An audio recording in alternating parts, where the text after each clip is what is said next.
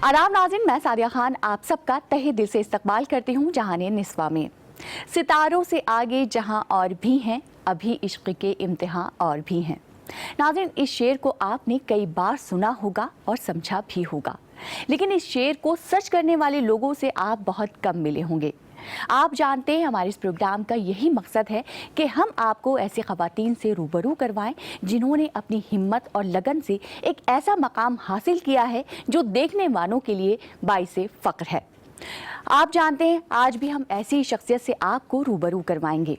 उनको यहाँ बुलाने से पहले आइए उनकी ज़िंदगी के सफ़र पर एक नज़र डालते हैं। जज्बातों से ख्यालों तक का सफ़र आसान होता है, मगर ख्यालों को हकीकत की शक्ल देना शायद उतना आसान नहीं होता।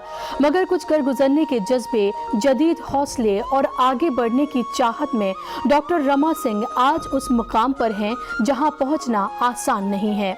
डॉक्टर रमा सिंह राणा शिक्षा शिवर डिग्री कॉलेज के हिंदी डिपार्टमेंट में प्रवक्ता रीडर और अध्यक्ष पद पर काम करते हुए गीत, गजल और मुशायरों के जरिए कई महफिलों में शिरकत कर चुकी हैं। 1980 से शुरू हुए उनके सफर में उन्हें कई ऑर्गेनाइजेशंस ने वक्त वक्त पर नवाजा भी, जिसमें नेताजी सुभाष चंद्र द्वारा भारत श्री की उपाधि और राजस्थान हिंदी एकेडमी द्वारा एकल पाठ में सम्मान और न जाने ऐसे कितने ही अवार्ड से उन्हें नवाजा जा चुका है। सीपियां एहसास की, खत खुशबुओं में भीग गया मन, फाइलों में बंद मौसम जैसी कितनी ही रचनाएं हैं जो पढ़ने वालों के जहन में घर बना चुकी हैं।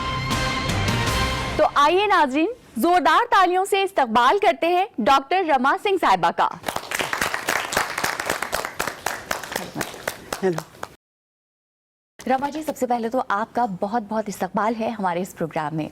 बहुत बहुत धन्यवाद आपका। रमा जी, हम काफ़ी बातें आपके बारे में जान चुके हैं। आपने बहुत मेहनत की है, बहुत लिखा है और अभी भी लिख रही हैं और केंद्रीय हिंदी समिति की सदस्य भी हैं।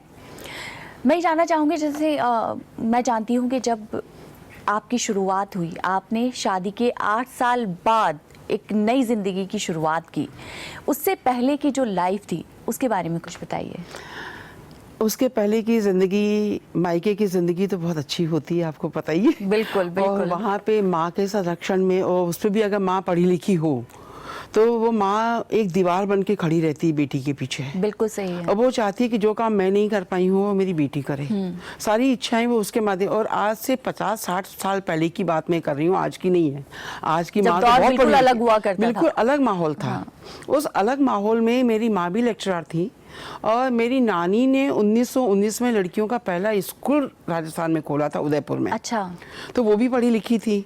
तो हमारे घर में महिलाओं का एक पढ़ा लिखा जो एक वातावरण था, उसमें हम लड़कियों को बहुत ज़्यादा सपोर्ट मिला कि तुम्हें आगे बढ़ना है, तुम्हें कुछ करना है, अपने पैरों पे खड़ा होना है। क्योंकि ज़िंदगी में तुम तभी आगे बढ़ पाओगी जब अपने पैरों पे चलोगी। जैसे आपने बताया कि ये 60 साल पहले की बात है, उस दौर की बात है जहाँ पे लड़कियाँ घर से बाहर ही नहीं निकलती थी। पढ़ाई तो बहुत दूर की बात है कि उन्हें पढ़ने के लिए बाहर भेजना है।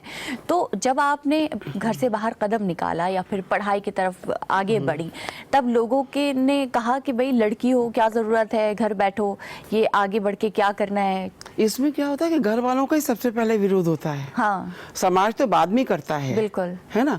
और घर वालों का विरोध मेरी माँ को बहुत सहना पड़ा, क्योंकि वो कौन लोग थे आपके? अपने नहीं, अपने थे, हमारे मामा लोग थे, क्योंकि हम लोग रहने वाले यूपी के हैं, फैजाबाद के। हाँ। परंतु वहाँ से हमारी माँ उदयपुर चली गई थी, नानी भी बिहार से उधर चली गई थी। अच्छा। क्योंकि इधर तो बहुत ज्यादा सख्त था सब कुछ। हाँ। तो उनका था हम यहाँ से निकल के वहाँ जाएंगे तो अपने बच्चों को कुछ आगे बढ़ा पाएंगे। परंतु वहाँ जाके भी, क्योंकि जो उनको जो वातावरण मिला राजस्थान में भी, उदयपुर का, तो वहाँ भी आपको पता है अभी भी घूंघट बहुत है। हाँ। तो उस समय भी कितनी संकीर्णता होगी। तो ऐसे वातावरण में हम लोगों को निकालना, तो घर में हमारे मामा जी भी विरोध करते थे, क्योंकि वो बाहर के सब अपने समाज में रहते थे। तो सब कहते तुम्हारे घर की लड़कियां बाहर जा रही हैं, तुम्हारे घर की लड़कियां ये कर रही हैं, तुम इनको रोकते क्यों नहीं हो, तुम समझाते क्यों नहीं हो अपनी बहन को। तो मामा का विरोध हम लोगों ने बहुत सहा। लेकिन जैसे आपने बताया कि एक माँ का और नानी का बहुत सपोर्ट रहा आगे बढ़ाने में। शादी जब आपकी हुई तब जैसे हम जानते हैं, मुझे पता है कि वहाँ का माहौल बिल्कुल अलग था मैके से। तो कैसे शादी हुई और कैसे एडजस्ट किया, क्योंकि शादी के 8 साल बाद आपने इस तरह काम करना शुरू वो किया? क्या होता है कि शादी तो ऊपर से बन के आती है, बिल्कुल, बिल्कुल। उसमें कुछ पता नहीं चलता है कि कब कहाँ लड़की की जिंदगी जाएगी। तो ये मैट्रिमोनियल के थ्रू हुआ काम। अच्छा। कुछ रिश्तेदार भी बीच में थे। अच्छा। तो कहाँ मैं उदयपुर में, मेरे पति दिल्ली में। परंतु उसके बाद भी जब शादी हुई तो ये था कि परिवार पढ़ा लिखा है तो लड़की को आगे बढ़ने का मिलेगा, क्योंकि सब पढ़े लिखे थे। मेरे फादर इन लॉ जो थे नेहरू जी के फर्स्ट पीए रह चुके थे। अच्छा। और पूरा परिवार पढ़ा लिखा था। अच्छा। परंतु उसके बावजूद भी आपको पता है घर की केंद्र बिंदु नारी होती है। अगर नारी का अंकुश है तो उसके बाद आप कुछ नहीं कर सकते। कुछ नहीं कर सकते। और घर की सुख शांति के लिए बहुत जरूरी है कि उसकी बात मानी जाए। बिल्कुल। तो मेरी जो मदर इन लॉ थी बहुत स्ट्रिक्ट थी और वो नहीं चाहती थी कि कोई भी घर के बाहर जाए, किसी से बातचीत करे। अच्छा। क्योंकि वो स्वयं मथुरा की थी। अच्छा। मथुरा में पर्दा बहुत है। हाँ। आप यकीन नहीं मानेंगे कि मैं शादी के बाद जब मथुरा जाती थी तो 2 चादर ओढ़ के और पूरा घूंघट काट के जाती थी। अच्छा। और शायद आज मैं ऐसे जाऊंगी वहां मुझे कोई नहीं पहचानेगा कि उनके घर की बहू है। क्योंकि मैं जब भी गई हूँ तो उस पर्दे में गई हूँ।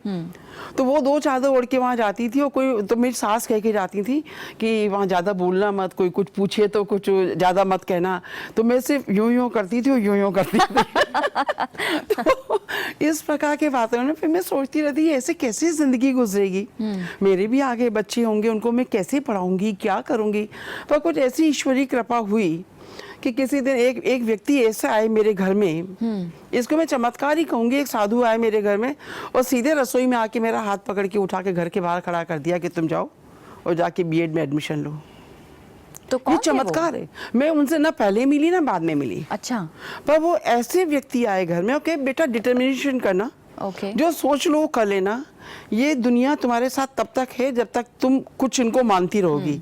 और जिस दिन तुम इनको मानना छोड़ दोगी तुम अपना आप आगे बढ़ोगी।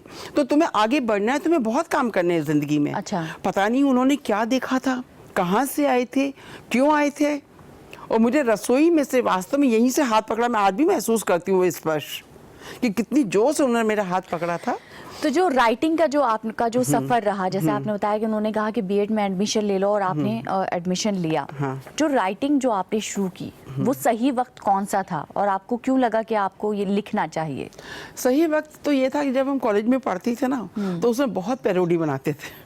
फिल्मी गानों की बहुत पैरोडी बनाई हम लोगों ने। अच्छा। क्योंकि गेम्स में, स्पोर्ट्स में तो बकअप करने के लिए जाना है, मैचेस हो रहे हैं तो वहाँ शोर मचाना है, तो पैरोडी बना बना के करते थे। अच्छा। और एनुअल फंक्शन होता था उसमें कव्वालियाँ होती थी तो हम लोग अच्छा। कव्वाली लिखते थे।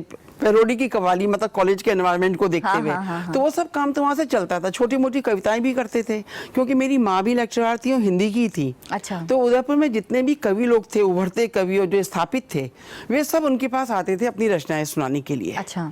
और उनको कहते हैं कि आप इसको ठीक कर दीजिए, इसको सुन लीजिए, इसमें कहाँ गलत है सब। तो हमारी माँ ठीक करती थी तो हम उनके पास बैठते थे। तो आपको वही कीड़ा तो वहीं से आ गया। वहीं से मिला। जब हम सारे वहीं से थे, हमारे पास नानी भी हिंदी साहित्य में बहुत आगे थी, नाना जी भी बहुत थे, तो वो सब चीजें वहां से मिलती चली गई। वो कहाँ अचेतन में रही हमें नहीं पता था। जी, इस बारे में और भी बात करेंगे, लेकिन फिलहाल यहाँ वक्त हो गया है एक छोटे से ब्रेक का। तो आप कहीं मत जाइएगा, जहानी निस्वा में जल्द लौट कर आते हैं।